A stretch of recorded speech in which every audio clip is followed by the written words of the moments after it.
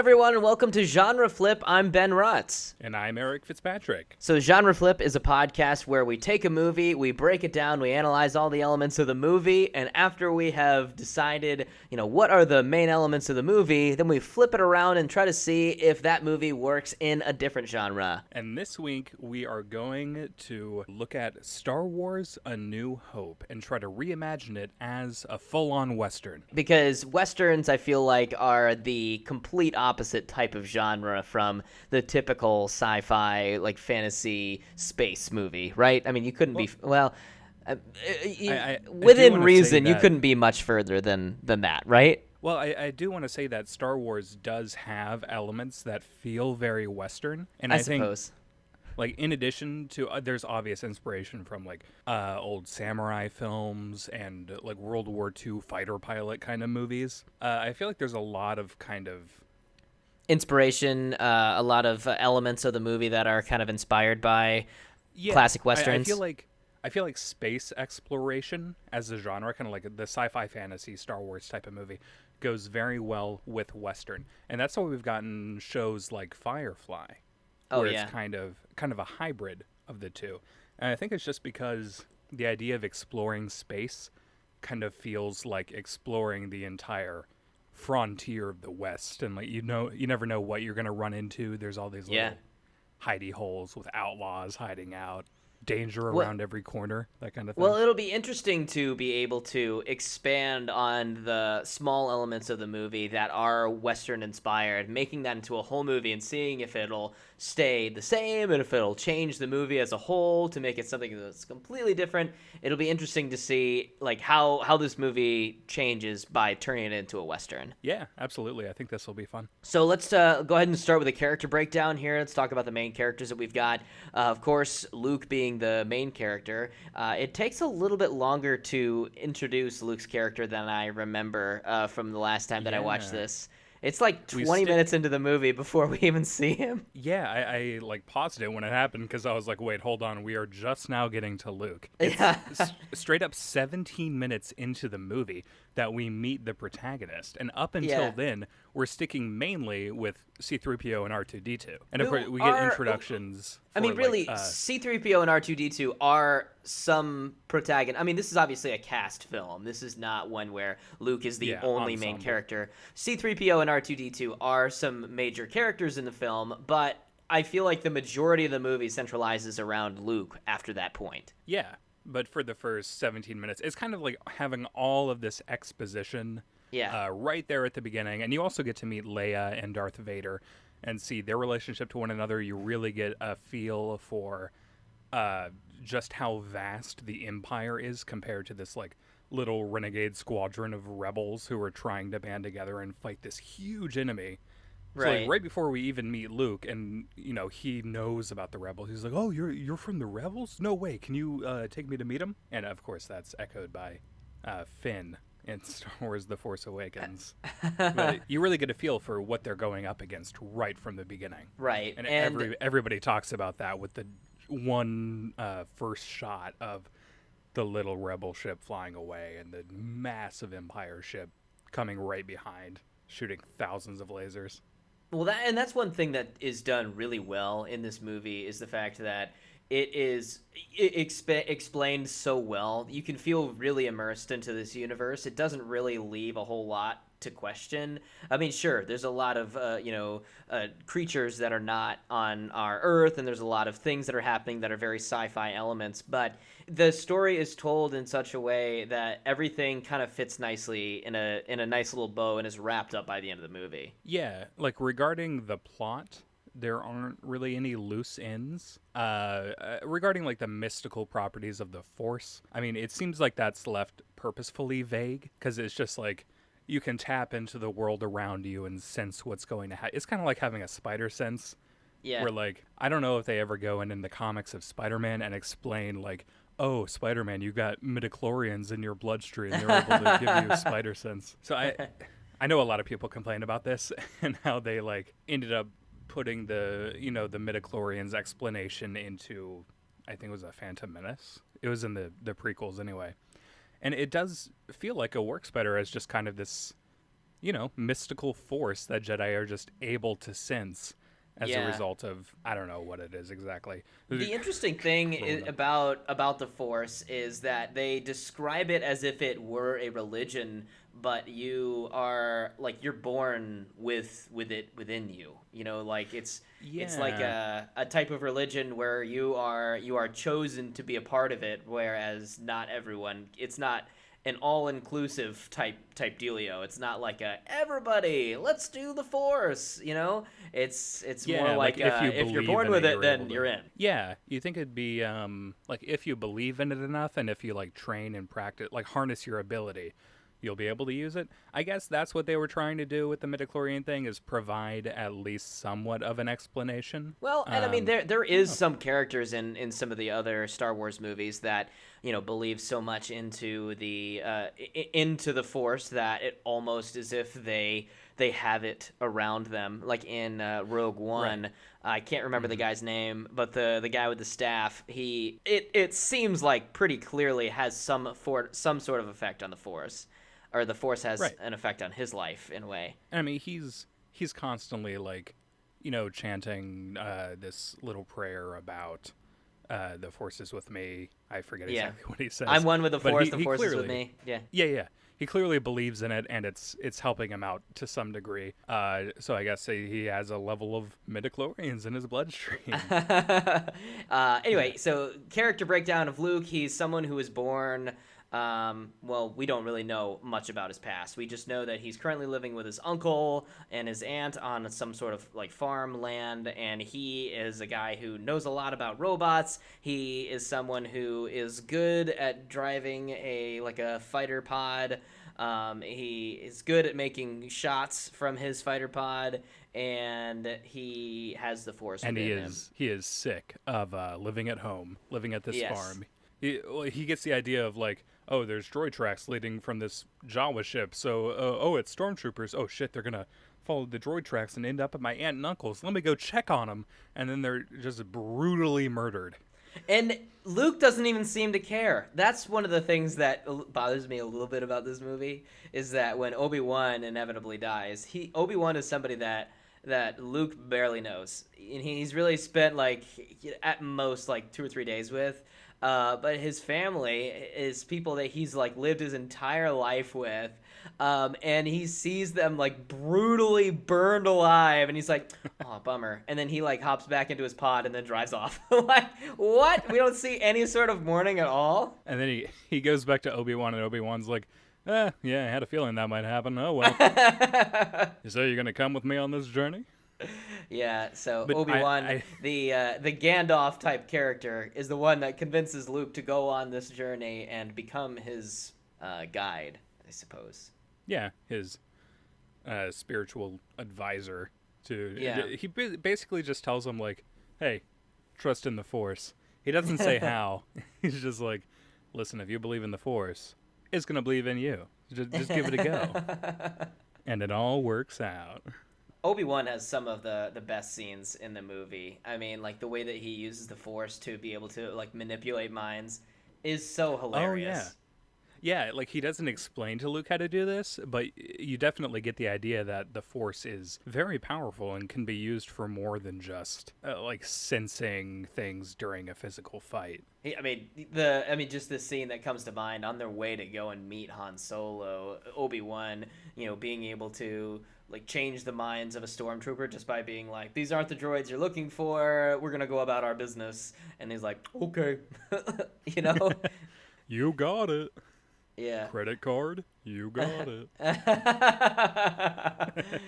Oh gosh, we're getting close to I think- Christmas time. I think Kevin McAllister was using some of his Force powers when he was booking into that hotel. Credit card, you got it.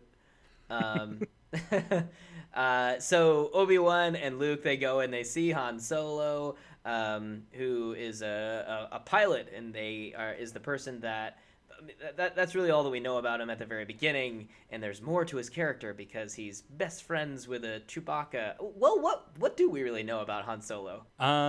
He's a renegade. He only looks yeah. out for himself, or that's what Throughout the entire movie, he's like, I don't stick my neck out for nobody.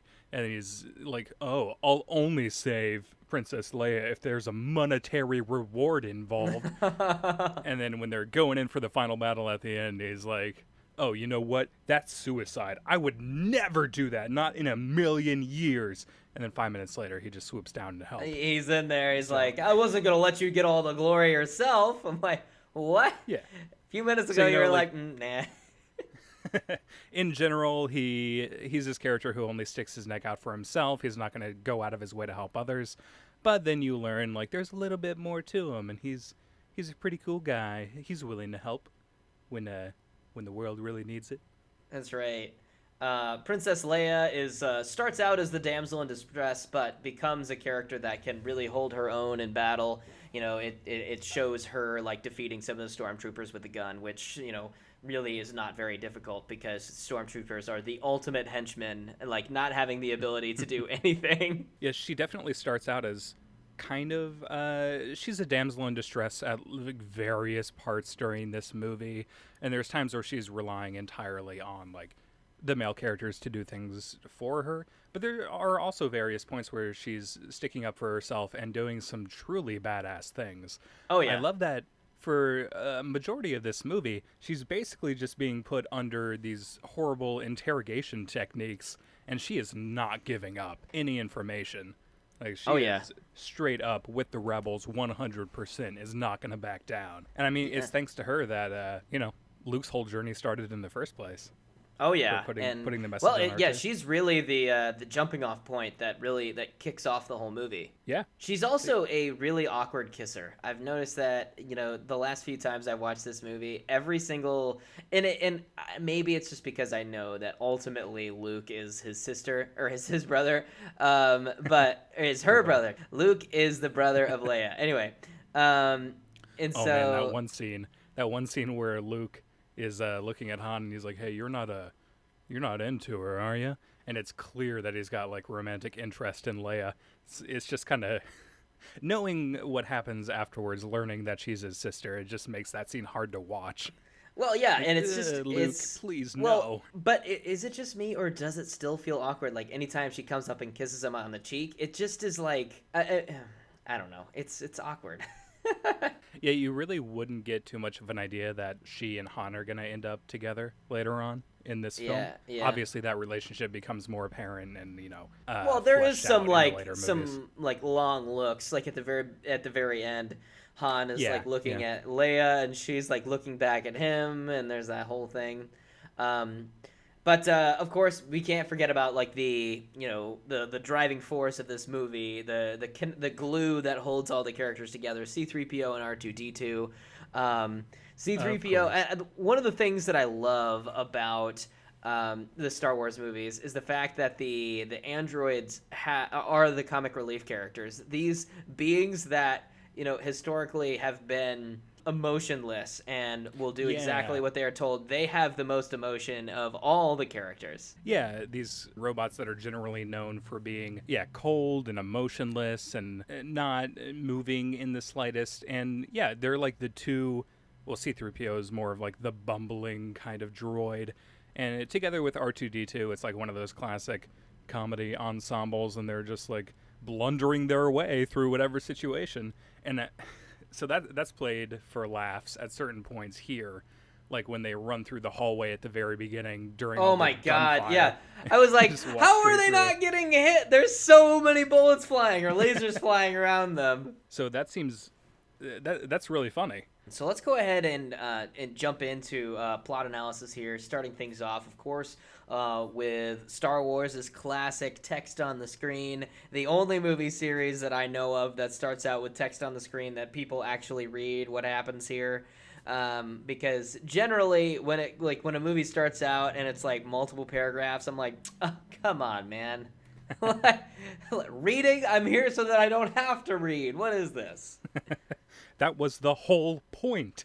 I love that, like, there's just good music in the background, and you don't have to deal with any kind of like clunky voiceover narration, Because the Yeah. first thing that I think of personally when I see like a bunch of words on the screen right at the beginning of a movie is either, all right, so they did a really bad job of delivering exposition, or I think of The Last Airbender, the live action film, Oh where they God. have the words on the screen and it's like a paraphrased version of the original show's opening, and it's got like Katara reading it in voiceover. It's like, you did not need this if you could just like. And despite that, that movie is so heavy on exposition, mostly coming from Katara voiceover. It's silly.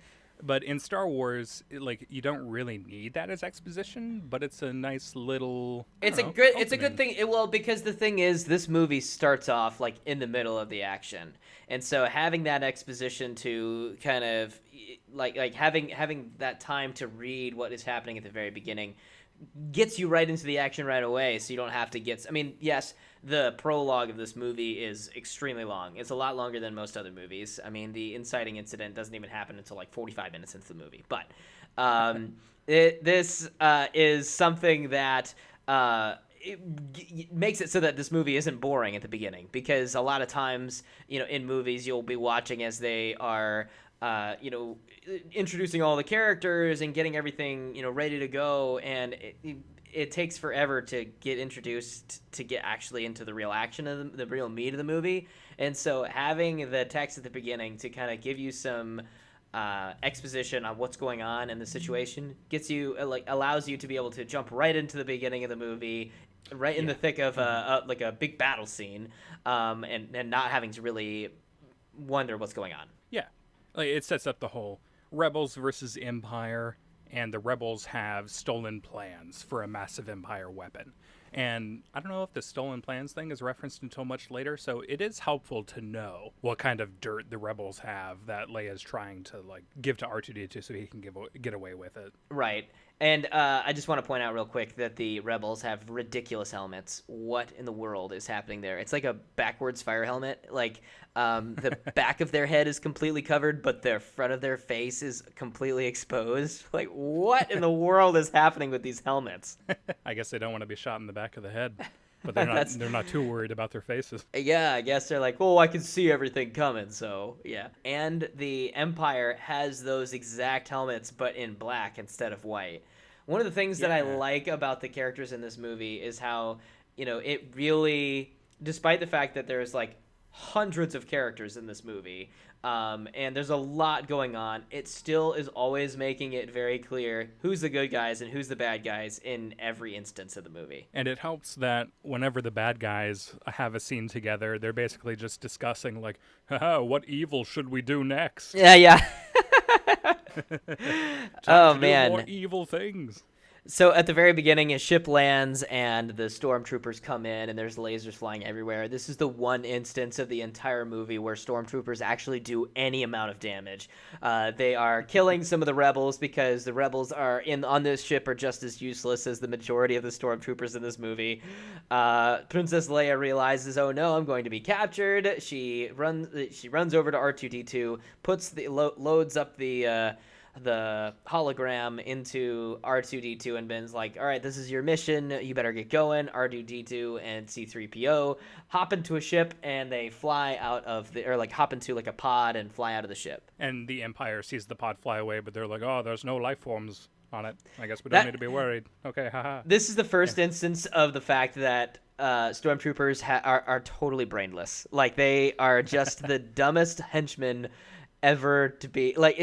And that's what I love about, they are the ultimate henchman characters, because they follow orders without question. There is an unlimited amount of them, and they are totally brainless. They miss all their shots, and they just exist to die on screen immediately. And say lines that are like, oh wait, there's no life forms in there. Guess there's totally no robots in there or anything like that. I guess they just totally fired that on accident. Yeah, in a world where droids are very common, they're like, oh, there's no breathing on the ship, so we're good. So R2-D2 and C-3PO, cutting back to them, they land on this desert planet. Well, they land in the same pod, and then they walk for a while, and C-3PO's like, you know what? I don't want to go that way. I just don't. And R2D2 is like, I got it, dude. This is my mission. You don't want to come with me? C3PO is like, for no real reason, he's just like, you know what? I'm going to go this way. Fuck you, R2. And they just And that's the only time throughout the entire movie where C-3PO does not have R2-D2's back. He's just like, you know what, fuck you, R2-D2, I'm leaving. And then for every other instance of the movie, he's like, you know what, I was wrong, R2-D2. I need to have your back at all times. We work best as a team. But Yeah. There's actually this moment. Well, they both get captured by Jawas. They're brought on this big ship, and it turns out to be the Jawas are merchants, I guess, and they're selling the droids to people. But when Luke and his uncle go to get some droids, they pick out C-3PO and like the red little R2-D2 ripoff, and they're walking away, and C-3PO just kind of looks back over his shoulder like, that's right, I got chosen for this kickball team. You're being left in the dust, sucker. And then the red R2-D2 just immediately explodes. Yeah, that's one thing that was a little weird was that the fact that there was, I mean, the real R2-D2 and then like the shitty knockoff there, it like the red one just looks crappier than the main R2-D2. I'm sure that's another instance of like they came up with all of these different designs for R2-D2s and then maybe constructed a bunch of them just because this is a world that's populated with all sorts of droid variants. Well, they do call it an R2 model. They don't call it an R2-D2 though. I don't know if there's like different. Yeah. But anyway, so Luke ends up getting the droids with his uncle, and they take him back to their place and start to clean them up. While cleaning up R2-D2, he accidentally like stumbles upon this hologram that shows Princess Leia being like, "Help me, Obi-Wan, you're my only hope." Yes, and he's like, "Oh, Obi-Wan Kenobi? Could that be old Ben Kenobi?" And of course, it just happened to land. The escape pod just happened to land right there on Tatooine, where Obi-Wan Kenobi is. It's a very great coincidence for the rebels that they happened to have their ship attacked right beside Tatooine. So that the escape pod could go right there. I guess. My question is though, does R2-D2 know that that's the place that he needs to go? Because if Princess Leia, if we can assume that Leia knew that Obi-Wan was there, and R2-D2 had the coordinates or whatever and was able to plug it into that getaway pod, maybe that was how they were able to get there. I mean, yes, you're right in the instance that they could have been light years away and they could have just been waiting all this time. What if Obi-Wan at the start of this movie was like a young man, and it takes so long for R2-D2 and C-3PO to find him that he becomes an old man by the time that they all arrive. And Leia and all the other characters somehow don't age. They either that or they're all dead and this movie's over before it starts. But meanwhile, while all of this stuff is going on with Luke and the droids and Obi-Wan all getting together and forming this plan. Meanwhile, Vader is on the Empire ship. Like, they're doing their best to interrogate Leia. They just can't get any information out of her at all. But they do find that, there were droids inside that escape pod. Go search it out. Find those droids. And Luke and Obi-Wan are hanging out, and they find the Jawa merchant ship with stormtrooper tracks all around it. And they're like, oh, they must have tracked the droids going back to your aunt and uncle's house, Luke. So this is where he goes back. He finds their absolutely mangled skeletons with like little bits of muscle and flesh hanging off the bone. Oh gosh, it is brutal.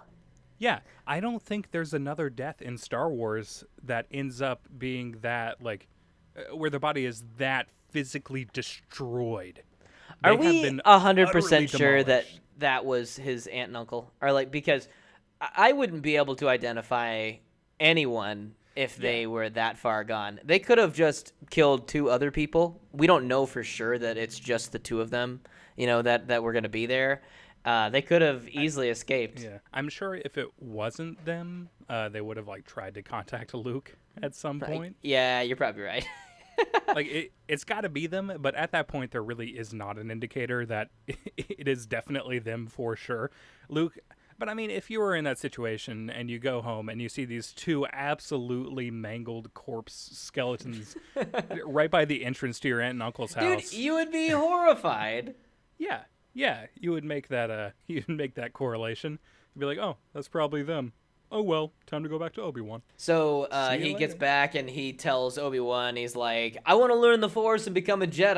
And Obi-Wan's like, let's go. So they jump into Luke's pod and they start looking for a pilot. And of course, this is where that, that classic scene where the first time we really see the Force being used on people's minds, of Obi-Wan changing the minds of of the stormtroopers. Making them believe like, oh, these aren't the droids we're looking for. All right, we'll keep looking around forever. And meanwhile, we're also getting another example of the Force being used for violence when Darth Vader and General Tarkin or whatever walk into that one meeting on the Death Star, and one guy is a total dick to Darth Vader for whatever reason, even though he must know that Vader Dude, is capable. Darth of Vader these is like force the powers. most powerful being alive at this point. Yeah, and the guy's There like, is "You know what'd be a good absolutely idea?" no way that anyone in their right mind should be shit talking Darth Vader. Yeah, but this guy does not give a fuck.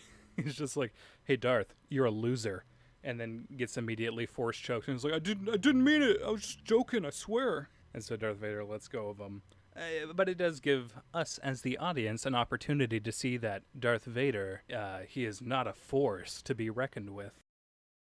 So we cut back to the bar, and the bar scene is hilarious to me. I love the point where Luke is like leaning up against the bartender, or like leaning towards the bartender, and somebody like taps on his shoulder, and like a weird looking guy is like, "I don't like you," and Luke's like, okay. Yeah. And then he's like, and then another guy pops up. He's like, and I don't like you either. And all of a sudden, they just like shove him and he goes flying. And then Obi-Wan just cuts the guy's arm off, who immediately is like Yeah. screaming, being like, "Ah!" And everybody like looks over at them. And then Goes everybody back to goes back to normal. See, this scene in particular, this feels very Western. Like they're Yeah. going to find somebody with a carriage who can take them to a couple of cities over. Yeah. When they're going to see Han Solo.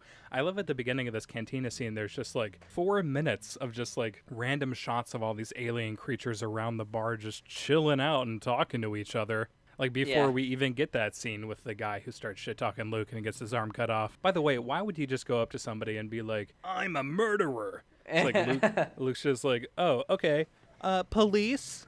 And that's one thing that is very reminiscent of westerns, is the fact that like there is all of this killing that just Yeah. happens in this bar. I mean, like where Han is talking to Greedo about the money that he owes Jabba, and he just kills him. It's like, whatever. Yeah, all kinds of outlaws and outcasts just hanging out in one location, basically just doing work for hire right out of a bar. So we end up, obviously Obi-Wan talks to, I almost called him Harrison Ford, Han Solo, and they end up convincing them to like be able to use their ship. And then there's a guy that's like following them. Is it just me, or does this guy remind you of Qbert?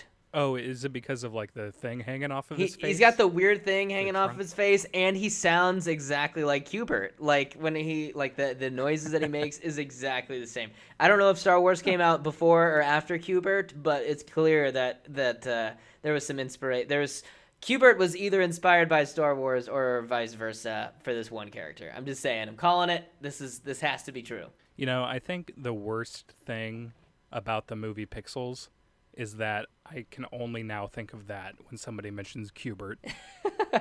So, Eric, all we of my have just memories- done an Adam Sandler movie a couple weeks ago. We did The Room last week. We need to focus on some better movies, man. You're right. We need at least 1 week of a good movie. And that's what we've got here with Star Wars. Yeah. So Han Solo and everybody, they get on board the Millennium Falcon and they fly away. We cut back to Princess Leia, who is on the Death Star, and they are like interrogating her, being like, "You have to tell us or we're going to destroy your home planet." And she's like, "Oh, no, you can't destroy Alderaan, blah, blah, blah." They give Leia the idea that they're not going to blow up Alderaan if she gives them information. She lies to them, obviously. She's like, "Hey, the rebels are on Tatooine," and they're like, "Haha, thanks for telling us. Watch this," and then blow up the planet right in front of her. So cutting back to the Millennium Falcon, Obi-Wan feels a disturbance in the Force. And then he's just like, whatever. Hey, Luke, use the Force. Meanwhile, Han Solo is sitting there like, the fuck are you guys doing? What's all this mystical bullshit? And I like that because it kind of echoes, well, I should say Indiana Jones kind of echoes Han Solo in ways. Because Han Solo is like, oh, I don't need, no mystical energy field controls my destiny. And that reminds me of Indiana Jones, where he's like, yeah, there aren't any magical properties to this arc, whatever, dude. And by the end of the movie, he's gone through this internal shift where he's like, oh shit, that's a real thing. Yeah, well, and it's great because, after a certain point, Han Solo does tell Luke, he's like, the Force is with you. So it's clear that he does realize that it is a real thing. Yeah, I couldn't tell in that moment if he was like being a little bit sarcastic, but also kind of trying to give him, a little bit of motivation. And that might be just because, Han Solo's character is super sarcastic, man. He's like, that there probably was a little sarcasm in there, but meant in a way that wasn't negative, meant in a way that was like, hey, you can do this, pal, type thing. Yeah, it's kind of like if you're not religious or something, and you just say like, hey man, I'm praying for you. It's like, it doesn't necessarily mean it's like a good vibes your way, man. Yeah, exactly. Like I wish you well. Yeah. Hope it all goes well. They get to Alderaan, and the Death Star is there, and Alderaan's not there, and they're like, what the fuck? And then all of a sudden the tractor beam pulls them in, and they're like, oh no, what's gonna happen now? Yeah, it's taking us towards that small moon. Hold up, that's not a moon. So, they get pulled in over here, and this is another instance of the stormtroopers being, like, lazy and dumb, because they walk onto the ship, despite the fact that clearly somebody had to be flying this ship, right? And then they, like, look throughout, and they're like, oh, nobody's here. We're getting off, I guess. Can't find anybody.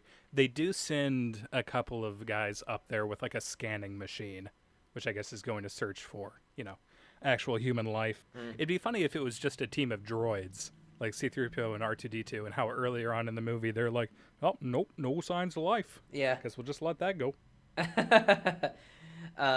So the guys come on, and of course there's the old switcheroo where you like all of them are dressed as stormtroopers, go out, they take over, I guess, like the bay control room, and R2 just starts hacking the computer. He sticks his thing into the computer and is like, I'm in. So they learn that if they cut the power at some specific terminal, they'll be able to fly the Falcon out of there without the tractor beam affecting them. So Obi-Wan's like, well, that's my job for the rest of the movie. I'll see you guys later. So he leaves to go do that, convincing Luke that, like, hey, it's your mission to deal with these droids, so you stay with them. I'll go do this for you guys. Meanwhile, R2 finds out that Princess Leia is on the ship. He finds her exact position and that she is scheduled to be executed. And it's interesting that they have a schedule for these things. Is it like a... Oh, here's the thing we can do in the Western. It's like a public hanging. Oh, yeah. They're like, 3 p.m. today, we're going to have... oh, it's Wednesday. You know what that means. The weekly hanging, yeah. Families celebrating. Yeah. Get the popcorn, kids.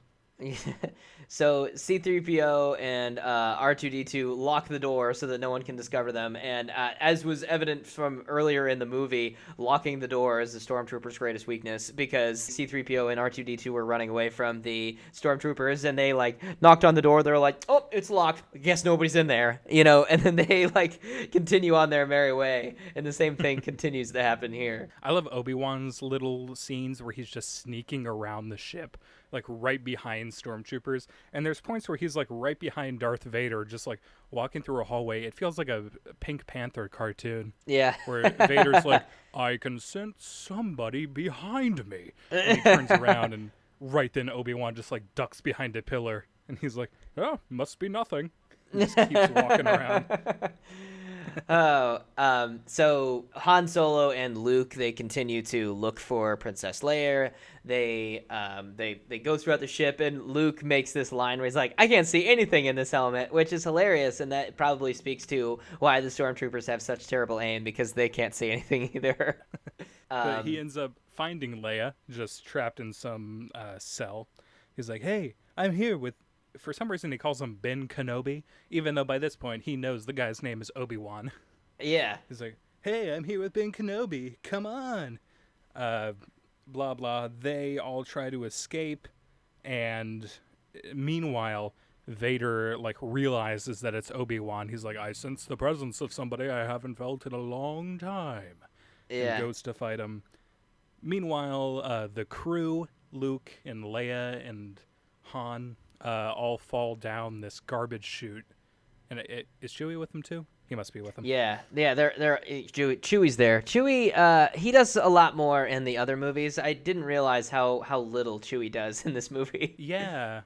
For how much of like a fan favorite he is, he doesn't get to do all that much. Yeah, He's just he throws around a couple of stormtroopers, but outside, I mean, he does a lot in the other movies. I mean, I remember the most recent one that I saw with him, of course, the Force Awakens. He like beats the shit out of a ton of people, man. Oh yeah, and so he gets like his moments. and so like whenever you see like R2 whenever you see Chewbacca and Han, you're like, oh shit, Chewie's here. He's gonna do some damage, but he's mostly just like a scaredy cat in this movie. C-3PO and R2-D2 also like don't get to do all that much. They're just kind of bumbling throughout the movie, but Yeah. they're so funny whenever they show up. Like meanwhile, while the crew is in the garbage compactor, like about to die, C-3PO and R2-D2 are just like bumbling around, and they were like, what do we do if you run into stormtroopers? And Luke's like, lock the door.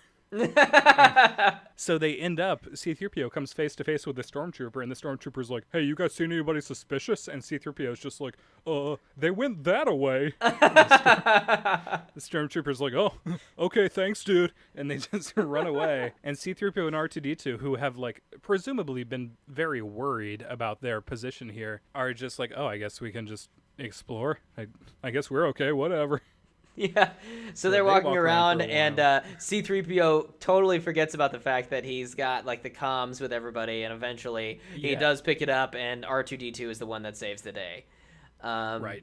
Logs yeah. into the computer terminal and is able to stop he stops all the garbage compactors on the ship at the same time, apparently. But yeah, they're saved. Phew. And meanwhile, Obi-Wan finds the power station thingy and, slowly pulls the lever down and turns it off. So now, yeah, the Millennium Falcon will be able to escape. So I guess he should have taken a comm system thing too, so he could just let him know. He could have been like, hey, Because- well, we're free to get out of here now. Yeah, you're good. So they don't really know if they'll be able to. Like when they start making their way back to the Millennium Falcon at this point, and they're like, well, I hope we'll be okay.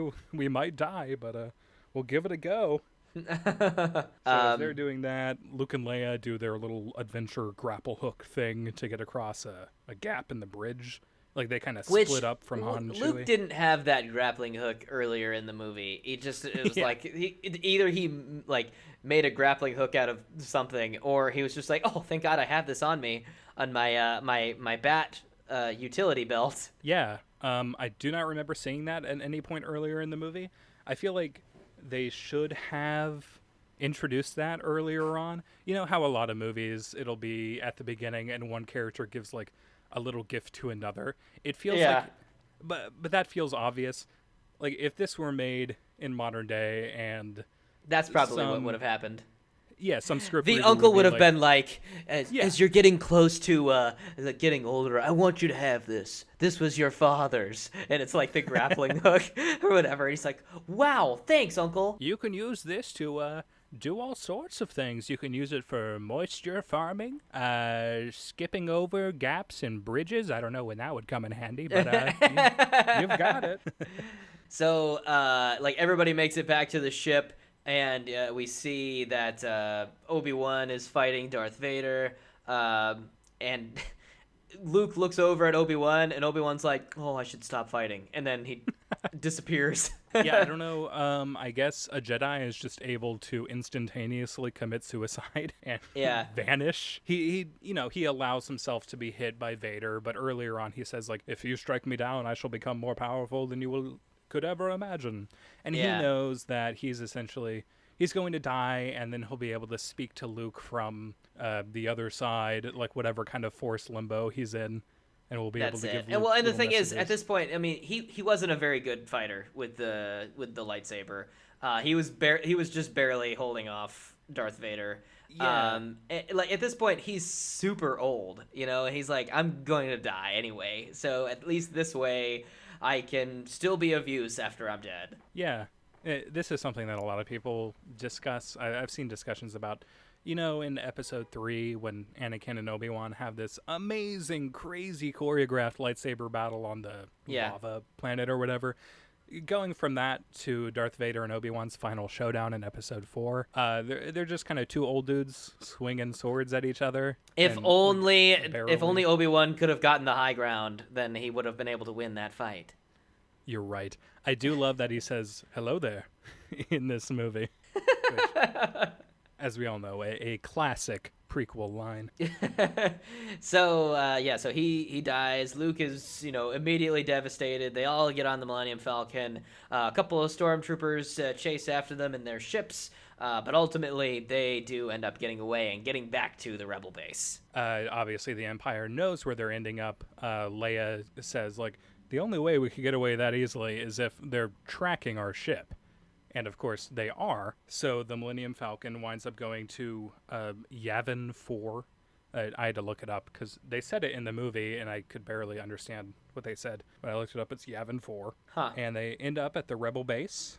And they get to look at the plans inside of R2. And they're like, oh, okay, so this huge Death Star, if we can get one little ship through this trench and they aim the perfect shot, we'll be able to start a chain reaction and blow it all up. Like, oh, okay, cool. Some people were complaining that Rogue One wasn't a necessary movie type thing, but I absolutely loved Rogue One, and I think it really wraps up that thing in a nice tight little bow of the fact that why would you ever create such a horrific weakness for the ultimate killing machine? You know, Yeah, it helps make that make a little bit more sense to know that like a rebel himself or like a rebel sympathizer, I don't know exactly, built that little hole in there specifically so that it'd be able to be easily destroyed. So back to the rebel base. They show everybody the weakness, and they're like, all right, we're going now. The like let's get everybody in the fighter jets and let's do this. Han Solo's like, I'm just in it for the money. I'm out of here. Yeah, and Luke sees some like random old friend from back in the day. Yeah, what the And fuck? there's like They this cool scene. hey, a friend of mine that I haven't mentioned until right now in this movie. How are you? Oh, I told you I'd Hello, make something of Billy. myself. Oh. Hope you don't die. Yeah, hope you don't die too. Immediately one of Yeah, them dies. they're like, they make his death like it's supposed to be something big. Like I'm like, man, I met this fucking guy like 2 minutes ago. Like I'm not gonna be sad about it. That also, I can't remember if that was added in later on, like if that was a deleted scene initially, because I don't recall that scene being in there. Yeah, I guess because it doesn't make me care about that character anymore. Yeah. It's like, oh, you guys knew each other back in second grade, and okay, whatever. So this whole sequence is super fun. Oh, The ship's yeah. flying down and trying to get into the trench, and then like building up the tension more and more as more of the rebels get destroyed by various means, and then Vader himself coming down with two, I don't know, like extreme stormtroopers. We're in black suits, so we're even more evil. Darth Vader is the only competent person in the Empire and is able to is take down blowing almost people up. yeah, almost every single person is able to take him down. Or he's able to take down almost everybody except for Luke, who of course he's like the Force is strong with this one. Yeah. And Luke is piloting his ship, and everyone around him is dying. And then he gets this little message from the grave from Obi-Wan. And, like, on first watch, I remember as a kid being like, oh, he's just having, like, a little flashback to Yeah. Obi-Wan, telling him to use the Force. But it seems like Obi-Wan is actually like conversing with him he's there. from the other side. Yeah. Yeah. And he's just saying, use the Force, Luke. Turn off your targeting computer. And it's like, okay. Just turns it off, makes the shot, and it goes in. And, the Death Star just explodes. And I don't know if Luke is, like, far away by that point, because it seems like it explodes when everybody's still, like, right there beside it. Yeah. But they're fine. But of course he gets away, and the movie ends so quickly after this. They're like, oh no, R2-D2's been hit. He'll be fine. I got some medals. Yay, medals. And the movie's over. Yeah, like after that climatic scene, Han Solo swoops in and forces Darth Vader off of Luke's tail, so Luke's able to make the shot. Boom, Death Star explodes. Everybody's happy. They go back to the Rebel base. Everyone's cheering and clapping and going, yeah, Luke, congratulations. Immediately, they're just like, here's the medal. In credits. Suddenly. Like, that all happens so quickly. And I've seen people mention this too, but poor Chewbacca at the end, not even getting like a mention. He just has to stand there awkwardly. He just also, stands C-3PO there. and R2-D2. Yeah, Chewie, 3PO, and R2 are just standing there awkwardly, just kind of they were all a part of this also mission. help. How come only 2 of them are getting medals? Yeah, there is some racism going on here against Chewbacca and droids. Oh, dude, speaking of racism, I mean, jumping back to that bar scene when the bartender's like, we don't serve your kind here. Oh, Droids, get them out of here. Like, jeez, man. Like, calm down. Yeah, and C-3PO is just like, yeah, most people don't like my kind. I'll wait outside. But he's he's versed in like politeness and whatever they say. He's like, oh, it's no problem. Go ahead and be racist towards me. I'll be outside. So let's go ahead and dive into this genre flip here. Let's kind of discuss some of the elements that we need to make sure that we keep in the movie. Of course, the information that R2-D2 has to be transporting to Obi-Wan, that of course needs to be the same. Like the Death Star, or like the fatal flaw in the big enemy base or whatever, that needs to be kept the same. I was trying to think of like how we would translate the Death Star, because obviously in Star Wars it's like essentially this planet that's able to fly around and aim a giant laser at so destructive it's able to demolish a planet in the span of a few seconds. So like, right. what would be an equivalent to that? Well, I was thinking that instead of the Death Star, it could just be like a town. Like a heavily fortified. Yeah, like the ultimate cowboy town. And for whatever reason, the plans of this town was built on on some sort of weird axis or weird fault line, so that if you strike this one spot with some dynamite or something like that, it'll collapse the entire town into like that's what I'm kind of thinking. What if there was like an old mine and there's like a shaft that runs directly parallel with like the main road? Something like that. But that's why I'm thinking that a town could work in this situation. Okay. Yeah, that works. I was just trying to think of a way for there to be like some kind of massive weapon inside this town, and that's the reason. Well, I mean, you figure you've got to we've got to keep it, as Westerny as possible and remove a lot of the sci-fi elements of this so that we can keep it as much Western as we can. And as far as massive weapons are concerned, I mean, is there going to be pirates? Is this going to be a fucking cannon? Or like, are we talking like explosive devices, like as far as like dynamite and stuff is concerned? Yeah, I do think some kind of explosive device would be good. They're like this type of explosive that they've come up with is 1,000 times more powerful than a stick of dynamite. And they're able to light the fuse and get out of there in 15 seconds, and it'll blow a town sky high.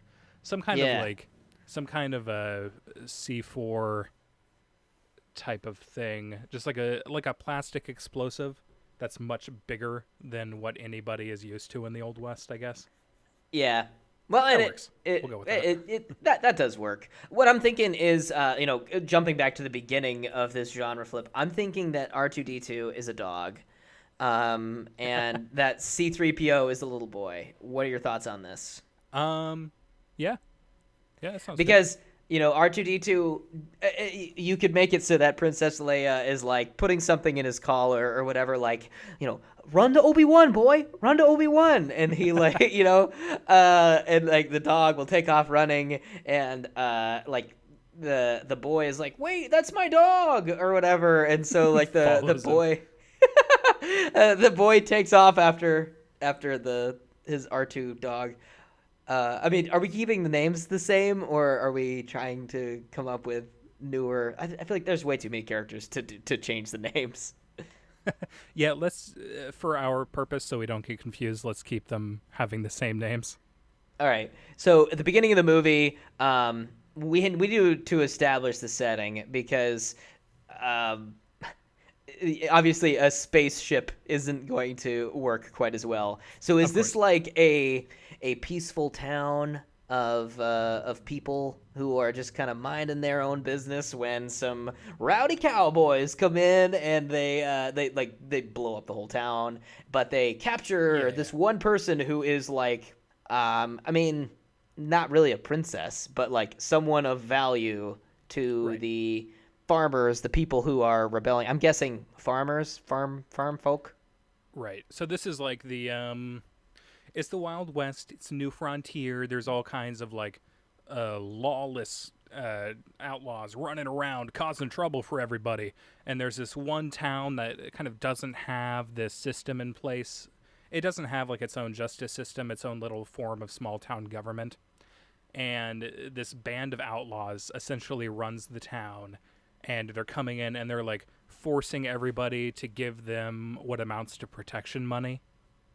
And Leia can be this woman who runs like a saloon in the center of town, and behind the scenes they've got like a secret room, and she's getting all these townspeople together, and they're trying to stage a coup. A coup. They're trying to come up with a plan to infiltrate the enemy, the outlaws' massive town, like the Death Star. So they're trying to come up with a plan to break in there and destroy their weaponry and whatever kind of big weapons that they have that they're using to, keep their leverage over the town. So the outlaws become wise to their plan, and they're trying to, and so they infiltrate one of their meetings and start killing like all like a lot of the members. But Princess Leia is able to find R2D2 the dog and attaches the notes like to its collar, and is like, run, boy, go find Obi-Wan. And so the dog runs off, and Princess Leia, the head of the head of the rebels in this group, in this town, in the saloon, she is captured because she's valuable, because she has information that everybody else is killed. So like they know that wasn't the last of these rebels trying to throw off their plans. So they capture Leia, knowing that she's kind of like the head, and maybe she's also leading these other factions in nearby towns that are also being extorted by the outlaw group.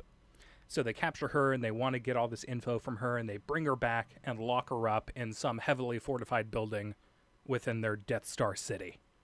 Yeah. It should just be called like Death Town. Death City. Death City. Perfect. So the R2D2 the dog and the little boy run to a nearby town called Tatooine, where they are like picked up by the vet. I don't know, but picked up, like, I don't know, like as far as like how is Luke going to find these people, or the dog and the little boy? Well, there's some kind of, maybe it's oh no, I don't know if we want to head in this direction. It could be some guy who's like, hey, I'm gonna kidnap that kid, and I know child labor is really popular right now. So he takes the kid and the dog. He's like, somebody out there must be looking for a dog. This guy can sniff out gold.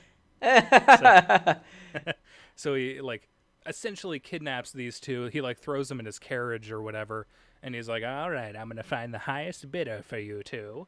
And he goes, and I don't know. I don't want to make it so Luke and his uncle are like looking for child labor for their farm. All right, so what I'm thinking is that C-3PO doesn't get captured. I'm thinking it's just the dog at this point.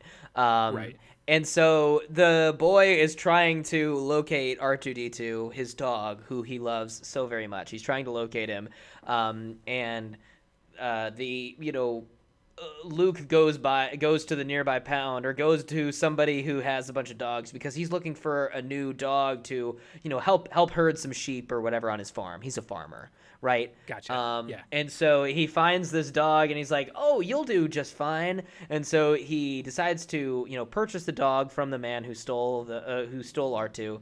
Yeah, and meanwhile, C-3PO is like on a nearby hill watching with his binoculars. I don't know if they had binoculars back then, but he can see. He's got real good eyesight. Yeah, he's holding his hands like cupped in front of his eyes, like a little kid does when they're fake using binoculars.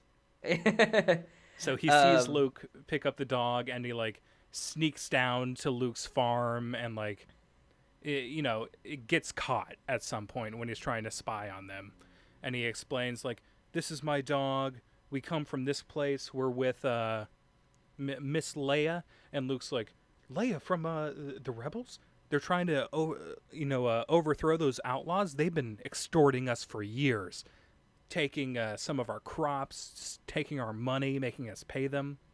And he's all excited that apparently the dog has this message. And so he takes the message out of the dog's little collar pouch thingy, and it's just like, I guess, an old scroll. And he kind of like takes a look at it, but he can only make out certain words. Oh, yeah, so that he doesn't read the entire message. Maybe it's written in a language that he doesn't quite understand, and he can only make out Ben Kenobi. And he's like, wait, or like Obi-Wan Kenobi's like, oh, maybe they mean Ben Kenobi, or whatever. He's like, what's this godforsaken language? And he looks down, and it's just written in cursive. So the dog, he, for whatever reason, Luke decides to put the message back on the dog's collar. I guess. And the dog decides to run away because Luke has said exactly where Ben Kenobi is typically located around this town. And C-3PO and Luke are chasing after R2 the dog, and they finally catch him, and just in time for Obi-Wan to save them from the Sand People, who are drifters, I guess, homeless folk that kill you once you get outside the town. I don't know. Yeah, these like some drunks outside a bar or something who are just like harassing people, and they like try to mug them. Essentially, they're like, "Hey kid, you got any gold on you?" It's like pull out their guns or whatever, and then Obi-Wan, who's like this old hermit who kind of lives in a shack on the far edge of town. It's weird in Star Wars. I think they edited the sound, but the weird ass ooh kind of sound he makes to scare off the Jawas. What the hell is that? I don't know. Is that what he's gonna go? Is he gonna do something like that again? Is he gonna be like, whoa? He does that, and then he like shoots his pistol up in the air a couple of times. And so the drunks are like, "Oh shit, it's Ben Kenobi, we gotta run!" And they all scatter, they all skedaddle. And so Obi-Wan comes up like on his steed, and he's like, "Now what are y'all doing in this part of town?" They explain like, "Oh, there's a message to you from Leia Oregano, whatever her last name is." And they give him the scroll, and he's able to interpret however she maybe it's like a secret code that's only used amongst the rebels. And he's able to read it because he has like a passing knowledge of their methods of dealing with these outlaws. And he's like, "Oh no, this is bad. They've killed most of like the main hub group. We need to go and find Leia. We need to go and help destroy this city." Unfortunately, they've captured Leia and they've taken her to Death City, and Death City is just so far away at this point. We need to find a carriage to be able to take us over there so that we can rescue her. Yeah, with this amount of people, there's no way we can get enough horses, and the dog's not going to be able to walk that far on his own. So we need to find somebody with a carriage who's able to take us all the way there. So they go over to that nearby saloon, and they get in there and they're like, "Hey, we don't serve your kind around these parts. I'm talking dogs. Get your dog out of here." Or he's like, he sees the child. He's like, we don't serve your kind. You got to be at least 21. Get out of here, kid. And he's like, no, I guess. And goes to wait outside. People don't like me because I'm a kid. Kicks the dirt. Yeah. Pouts and crosses his arms. So how are we going to incorporate the Force into this? This is one thing that I couldn't really think of. Right. Is this like... I mean, do we want to keep like the slightest sort of mystical fantasy elements in this? Because here's what I was thinking. If we want to keep like a small amount of fantasy here, the Jedi could essentially be people who have continued using swords, even though they're essentially obsolete at this point with the invention of gunpowder-based weapons like pistols this could and be rifles. just what... It could just be a thing where instead of calling it the Force, Obi-Wan could just be like, you just need to believe in yourself. The typical thing where maybe there's a scene where it shows, I mean, because Obi-Wan has a sword. And there's a scene where somebody tries to shoot Luke or shoot somebody, but Obi-Wan is like able to quickly draw his sword and like deflect the bullet or whatever. And Luke is like, "Whoa, how'd you do that?" He's just like, "Years of practice under the, under the samurai or the Jedi code." The Jedi were like an offshoot of the samurai that ended up in America somehow in the Wild West. So it was like this faction of kind of like samurai, but with a mystical Force element attached to that as well. Well, I don't think that we really need to have it be super sci-fi because we're trying to make this as Western as possible, and I don't feel like a sword takes it away from it being Western because there's swords in Westerns, but I think having like the idea of it being like you just have to believe that you can do it, just like focus on the bullet on where they're going to be shooting type thing, and you can be able to block it, and it could be that sort of thing. Okay. Yeah, that works. Kind of like Wanted, where they curve the bullet. Yeah. Okay. Yeah, we'll have it be something like that, where it's kind of like a hyper stylized version of reality and sword fighting, but not necessarily with fantasy elements. Yeah, like just the slightest amount of like anime elements. You know how in every anime ever there's a guy that carries a sword and can block bullets. It's like that, but like obviously it's not anime. This is a Western, but he's just a very skilled sword master. Right. Okay. Yeah, we'll go with that. So Obi-Wan teaches Luke. He says, he brings him back to his place, and he's like, "Here, I think it's about time you got this." And he goes to this old chest and pulls it open, and he pulls out this large sword. And he's like, "This was your father's weapon. Now you can learn how to use it." And Luke takes the sword and, inspects it. He's like, "Oh, this is pretty cool, but, we got guns now. We don't really need this." And Obi-Wan's he's like, if you are skilled enough with the sword, then no amount of guns can hurt you. Yeah. He's like, "Son, you never bring a gun to a sword fight." Teaches him, if you believe in yourself, you will be able to use this against anybody with a gun and still come out on top. So it's like, okay, whatever, old man. But then, of course, it happens where, maybe some outlaws, they see them, and maybe we take out the part where he can just... or maybe he... When they take the pod over to the... over to the bar, Obi-Wan uses the Force to be able to convince the stormtroopers that these are not the people that you're looking for. Is it just that in this movie, Obi-Wan is very coy, is very he's like, "Oh yeah, you're not looking for these folk," or he's very good at convincing. Very people. Charismatic. Yeah. That kind of Force power is essentially just being very charismatic. Like, these guys, you're not looking for these guys. Don't worry about them. I think they're over in that part of town. Go check that out. And we're like, okay. Oh, okay. So anyway, they go into the bar, as we mentioned. And they're looking for someone who's got a horse and buggy, and they find these two burly guys, or this one really burly, hairy man, and his companion Han Solo. I'm assuming Chewbacca just has to be a really hairy guy, right? Just some guy who has like a huge bushy beard, and he's wearing like this big kind of furry top and pants. Or I'm picturing like a- Hagrid. yeah, yeah, like Hagrid, and he's wearing like a fur coat and like shag carpet looking pants. Yeah, And yeah. he's like, hey, I know a guy who might be able to help you. And they bring him over to Han Solo, who's just like this gambler, and he's in the middle of some like poker game at a table, and he owes this big debt to like the biggest poker player in the entire land. Yeah. The He owes mob him- boss here, or I don't know Yeah, if the he mob owes was him- back then. Like He owes him like $10,000, or I mean, back in that time, it's probably more like $1,000, 1,000 gold coin. 1,000 gold coin.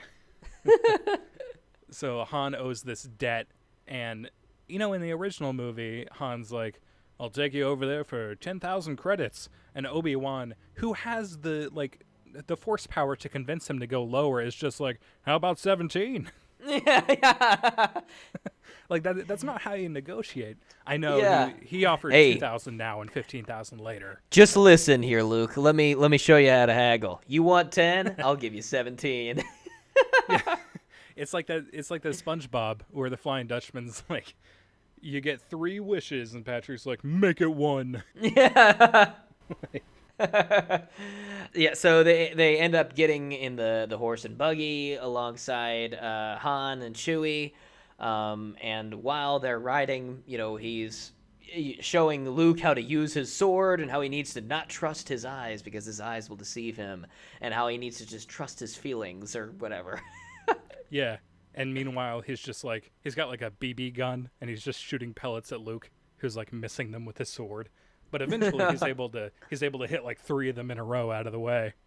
Yeah. And Han, meanwhile, is like, there is no reason to use a sword against guns. Do you know how lethal a gun is if you're shot by it?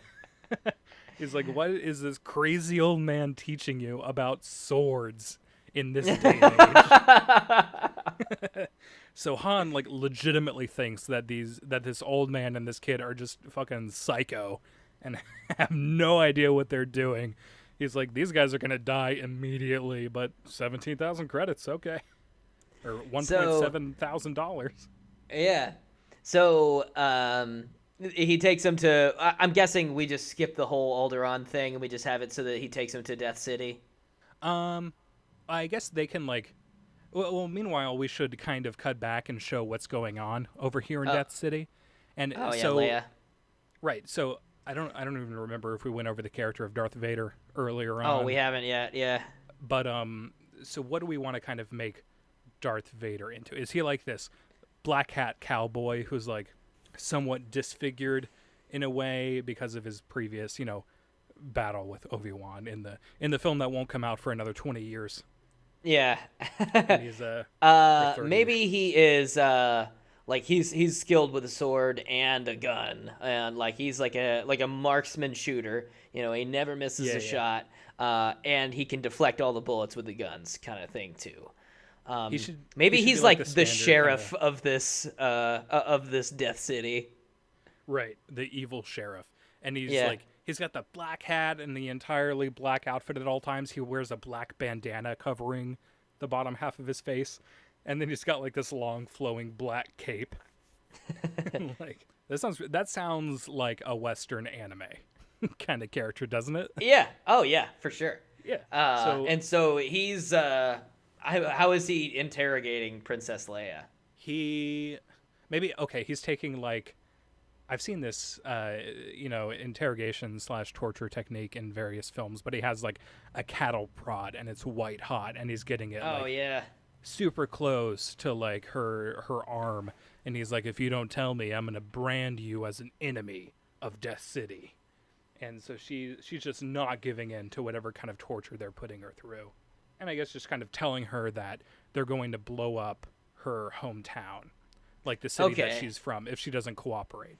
and like they have the resources to do it, and they have a table and they pull a cloth off of it, and she sees this like brand new type of plastic explosive that she's never heard of and she didn't know was possible, and he's like, my team of guys have figured out how to create a new type of dynamite that can blow up a city in one explosion. She's like, there's no way that could be right. And so they're like, you want to bet? So maybe they take her out like to a carriage, and they have one of their men secretly go and plant the explosive in the center of her hometown and then light it and then run away. And so she's there, she's present on the boundaries of that town, and she sees the entire city just explode and go up in flames, and all the buildings are burning and people are screaming. And she knows, like, oh shit, they actually do have this horrible new type of explosive that's able to level a town very easily. Right. And so we cut back to Han Solo and everybody, and we can see, like, in the carriage, off in the distance, there's like a giant pillar of black smoke, and they stop over at Alderaan, and Han Solo's like, well, this is it. You know what this reminds me of is in Mulan, when they're singing the song about, like, I think it's a song about what they're looking for in a woman and like what they want to go home to, and it's like this super happy, like pumped up song, and everybody's having fun. What do we want? At the very end, what? the what do we want? A girl we're fighting. Yeah, and then at the very end of this joyous and fun song, they walk up to the city and they're like, ha ha ha, oh, and it's just all everyone's dead, destroyed. Everybody is dead. That's what this scene is like. Like Luke and Han and Obi-Wan and Chewie are all like, yeah, what do we want?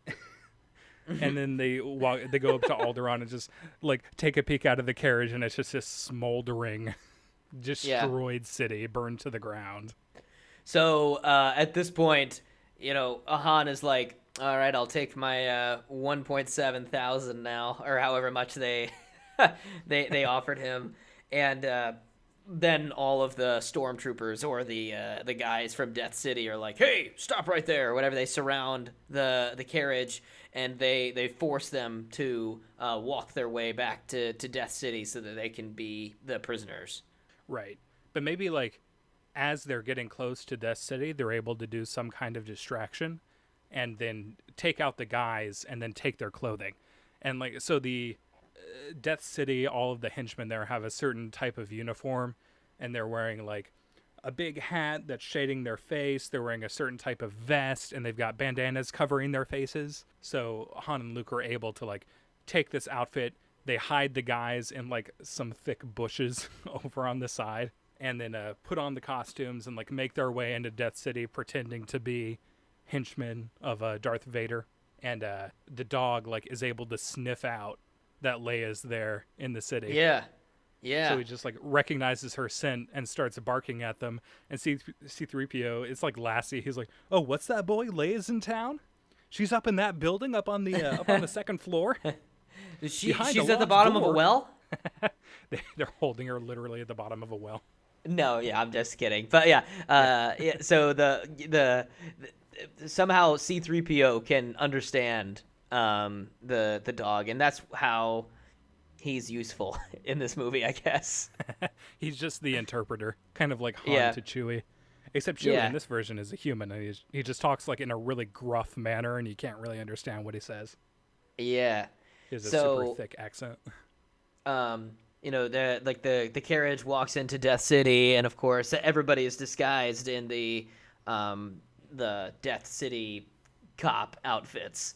Right. And so they all are able to sneak in, and they were able to take the weapons of the people that they were able to overthrow, and so they've got a bunch of guns and stuff, so they're ready for this like whole big on shootout type dealio. Their carriage is just full of all kinds of different weapons. Yeah. From all the guys they took out. The some of the officers from Death City become wise to the situation, and there's like a whole big shootout at the entrance of the town. Like they get off the carriage and they end up like taking out a whole bunch of guys. Obi-Wan is blocking the bullets with his sword. Luke hasn't quite gotten the hang of it yet, but he's kind of trying to figure things out. And they are able to take over this one building, right? And they hold up in there. And Obi-Wan's like, look, I'm a lot more experienced than the rest of you guys. You hold up in this building. I'm going to go and... Or maybe they're locked in. Maybe they, I'm going to go and disable this gate. I'm going to go open the gate for you guys to be able to get back out so that we can get out of Death City. Right. So, like, on their way in, they kind of, like, the gate is open for them, and they're allowed with the carriage to pass through. And this is how they get in, but they're still going to need some way to escape, which means the gate needs to be opened. And then it's at this point that they learn, like, R2-D2 is able to sniff out Leia, and they know she's in town somewhere. And because of the gunfight, she, like, looks out the window of the room she's being held hostage in and is able to see them. She's like, those don't look like the guys I'm used to seeing around these parts. Maybe they're, fighting against them. They could be rebels. And so she's just, like, holed up in a room, but she's, like, trying to come up with a crafty way to escape because she doesn't have access to any weapons or anything. And meanwhile, they're down there. They start searching around this town, kind of sneaking their way around, trying not to cause any disturbance. And meanwhile, Obi-Wan is trying to make his way to the gate to open it back up so that they'll have an escape route. But while doing that, he encounters Darth Vader, who maybe recognized the sound of Obi-Wan's sword deflecting the bullets. Yeah. Because he used to do that along with Obi-Wan. And he's like, oh shit, my old master is back in town. So this has to be one of those, like, their battle has to be like a fucking epic, like sword / gun fight where they're both shooting at each other and both deflecting the bullets from the other, where like it's like a constant back and forth of like Obi-Wan shoots, Darth Vader deflects, and vice versa, like constantly, like back and forth. Meanwhile, Luke and Han and Chewie are headed up the stairs. C-3PO and R2-D2 are held up in the building that they took over at the beginning to watch the carriage and figure out some way to notify them. I guess R2-D2 will bark loudly to let them know when the gate is open. 3 barks. And so they are trying to get Princess Leia back, who is held up at the top of this one building. They manage to get up to the top and find her, but of course they're surrounded by a ton of bad guys, various like outlaws. So many outlaws. How are they going to be able to get out? Well, they've got to know at this point that, I guess, Obi-Wan, whenever he went out to open the gate, he was able to somehow sabotage. No, that's got to be something that Luke does later. Like, as they're escaping, they learn from Leia about this city's destructive capabilities, the kind of explosives that they've got around the town in various places that they're developing. And she tells them, like, even if we get out of here, we've got to stop them from using these explosives on any other towns. We've got to get rid of them somehow. Right. And maybe instead of Luke having tied the plans to R2-D2's collar again, maybe he just had them on him. And so instead of going back to the rebel base, maybe now is a time like where he can just pull out the parchment and show it to Leia and be like, hey, look, we've got the plans. We're here in Death City. We may as well go ahead and try to destroy this place while we're here. Or should it be one of those things where they get out, Obi-Wan dies, and then they come back? I mean, if we want to stick as close to the original Star Wars as possible, I think they should be like, we've got to regroup with other rebels so we can plan like a full-on attack on the city. So their building is surrounded by outlaws. Leia tells them, I saw somebody taking this like back exit earlier, or there's like on the first floor, they make their way down and there's some kind of gap in the floorboards that they're able to drop down and sneak through, like a little tunnel under the building. So they come up like a few buildings away from where Leia was being held hostage. And so the outlaws like start breaking into the initial building and making their way up. They're like, they're not here.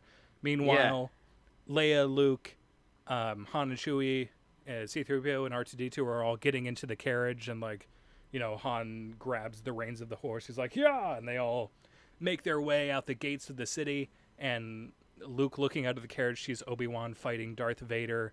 And I guess because Obi-Wan can't just mystically vanish, Darth Vader just like cuts his head off. Oh Jesus! Yeah, he just like he With the sees, sword. he sees him decapitate him, and Luke's just like no, and of course he's devastated more so than the killing of his family. Of course.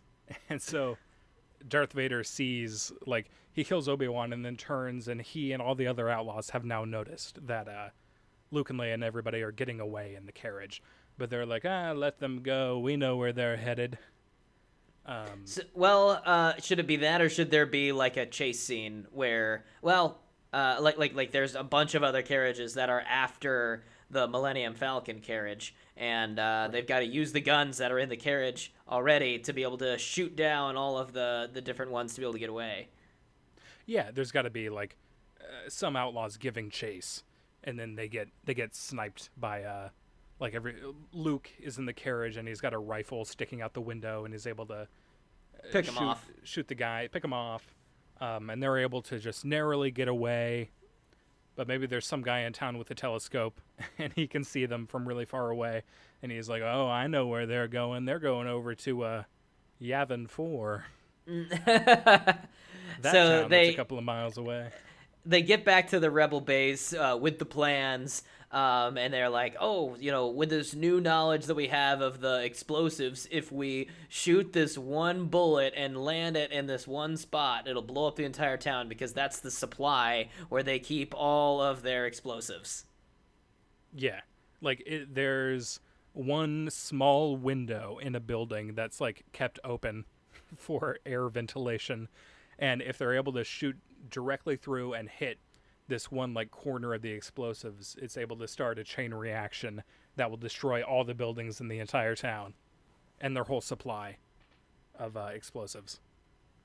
So they like form the teams together. Everybody gets on their own individual horses, and their plan is to just like surround the town and like circle the border of it, like running around the gates.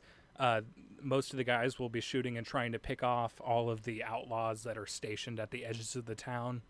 And meanwhile, a few of their jobs will be, once they reach a certain spot around the edge of the town, to try and make a shot through that little window. But this is an incredibly difficult shot to make, because this is like a 1 foot by 1 foot window, and they're going to be like 200 feet away from it, and they're on horseback riding really fast, and they've got to make the shot with a rifle. So all of these people are trying and failing to get the shot through that window. I'm going to skip back a little bit in time here, because we've got to have that scene where Luke asks Han, like, hey, are you going to ride a horse? Are you going to come out there with us and try to make this shot? Yeah, and Han's going to be like, no, man, I'm all about the money. So me and Chewie are getting out of here, and Luke is all pissed off, and then of course he runs into this best friend of his that he hasn't seen in forever, and so that like all of them get riding on horseback. There's this whole big like a horse chase scene where the outlaws are riding behind all of the rebels, and like they're like some of the outlaws are taken down, some of the rebels are taken down, and the numbers are dwindling. Of course, there's that scene. Yeah, he's riding, and he's the one that's really taken out most of the rebels, because he is like, he believes in himself. And he's a marksman shooter, man. Just with his pistol alone, he can take out anyone that he sets his sights on. He's got 2 pistols, one in each hand, and he's just picking rebel riders off left and right, just shooting them off their horses. And then so it ends up just being Luke on his horse, and he's the only one left who hasn't dropped out. And of course, Vader on his pure black, like shiny black horse, is catching up to Luke and is aiming both of his pistols right at Luke's back, and he's like just about to shoot when Han comes in with his carriage and like swings the carriage into Darth Vader, who like falls off of his horse screaming. And Luke realizes like, oh shit, this is my one and only opportunity to land this shot. Yeah. So So he like swivels around, to like take a look to try to make the shot, and he hears in his mind, he remembers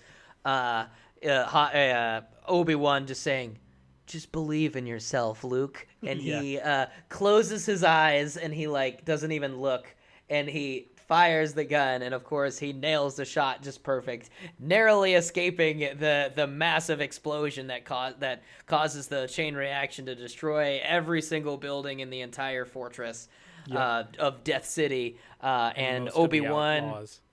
or Han Solo and Luke are the only ones that get away. Of course,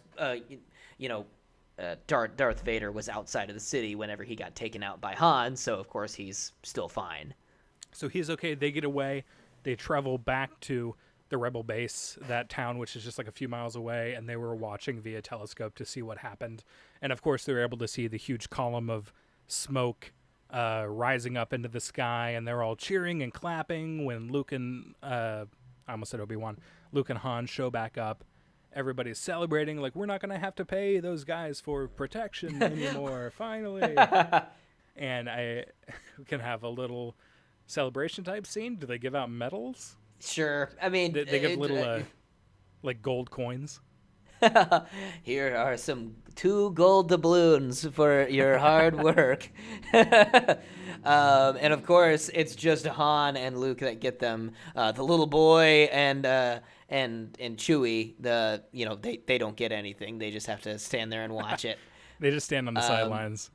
Yeah, the dog is there, and everybody's like, "Oh, that dog is so cute," Yeah. So glad he brought us all together, and then cut to end credits. Yeah. Hey, Yeah, man, this sounds like a fun movie. I like this. this would, I'm telling you, man, like this would work as a Western, and there needs to be, once Star Wars is all done, they need to just reboot it as a Western and bring back the entire series. Dude, at some point, Disney is going to make as many Star Wars movies as they possibly can. Like, this franchise is going to continue for another millennia. Millennium It's not Falcon. going to end. Oh, yes. Perfect. I'm sure at some point they're just going to get lazy and call a movie, we'll just call this one Millennium Falcon. Yeah. People know that, right? That's a thing from Star Wars. Millennium Falcon has to be the name of the horse that pulls their carriage, I guess. Yeah. Or the horse's name is Millennium and the carriage is named Falcon. Oh, yeah, that makes sense. Yeah. Millennium seems like a horse name. Like I can totally picture going to like a horse track and be like, I'll put everything I got on Millennium to win. Anyway, that's just a cool name too.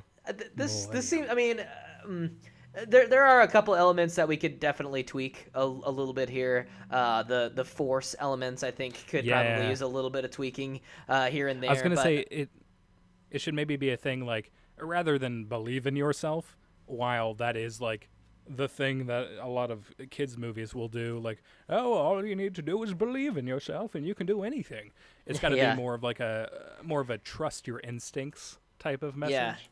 Yeah. And I guess just don't rely purely on your vision, but take in all of the information around you. Maybe Obi-Wan can just teach Luke to be very perceptive of the world around him. Maybe the Jedis are like people of the land that have like been able to like learn the ways of using their senses outside of just sight, so that they can be able to manipulate the world around them in such a way that it seems mystical, but it's really just that they have gained a grasp on the ability to use their senses better than the average human being. Right. It's like sleight of hand magic.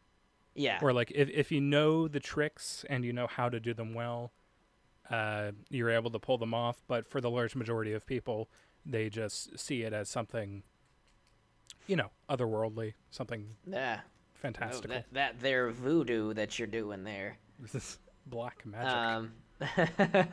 So your witches, hang them at the stake. I mean, this is at a time when there were like potion sellers.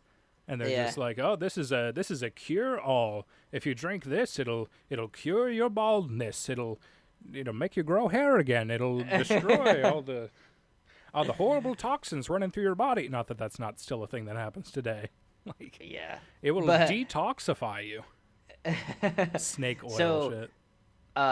one thing that we didn't mention was the fact that Princess Leia was supposed to be executed at one point in Death City. She was Right. supposed to be scheduled for that.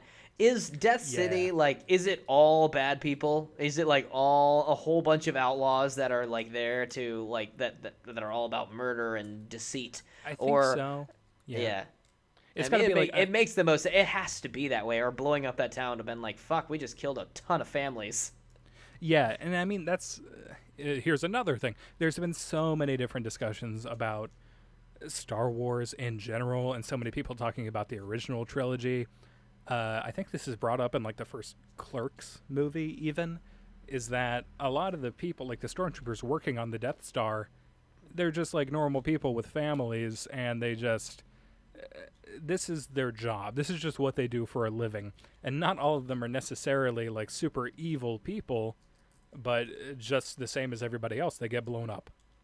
Like, and I feel like that's something that they are trying to address in the new Star Wars movies is that, Oh yeah, Finn, by having Finn was a but stormtrooper. Finn, yeah. So I there think is, that, but the vast majority of them were bad though. yeah, I think so. Like they clearly, But in our movie, they're all bad. Nobody was These are- good. these are all These are all outcasts. bad people. All of these guys have their wanted poster out there somewhere, and they've come to the city just because it's a safe haven for people like them. They're able to murder and pillage and plunder all that they want in a pirate style fashion. Pirate City. Yeah, Yeah. Tortuga. That makes sense. I mean, these are all criminals here. These are like all murderers and other equally as terrible things as Right. murder. Yeah. and there's only like a hierarchy of criminals because Darth Vader is leagues above everybody else in terms of marksmanship and combat experience, and he's just very Right. battle worn, and he's able to see through people that are lying to him. Right. Like, he also is able to trust his instincts in a way that all of these other outlaws aren't able to do. There also needs to be a section where Luke makes this makeshift grappling hook to be able to pull himself across a couple of buildings to be able to bring himself Yeah. and Leia to safety. They're on a roof trying to get back to the carriage, and he realizes, like, oh, there's something above these two roofs, and yeah, makes a little grappling hook.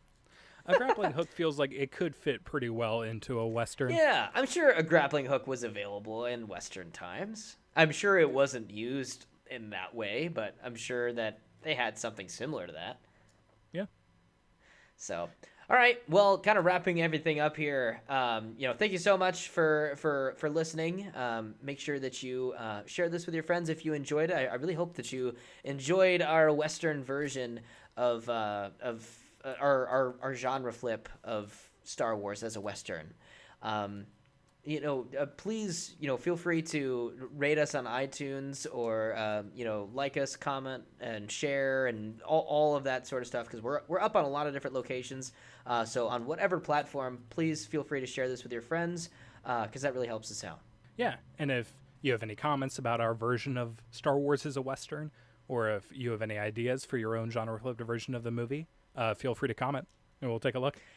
Yeah, if you have any suggestions for movies that you would like for us to do a genre flip of, definitely send those our way. We're up on Facebook and on Twitter as well. Send those to one of those platforms, or to leave us a comment on YouTube, on iTunes, wherever comments are found. We will be able to find your comments. Yep, and thank you for listening.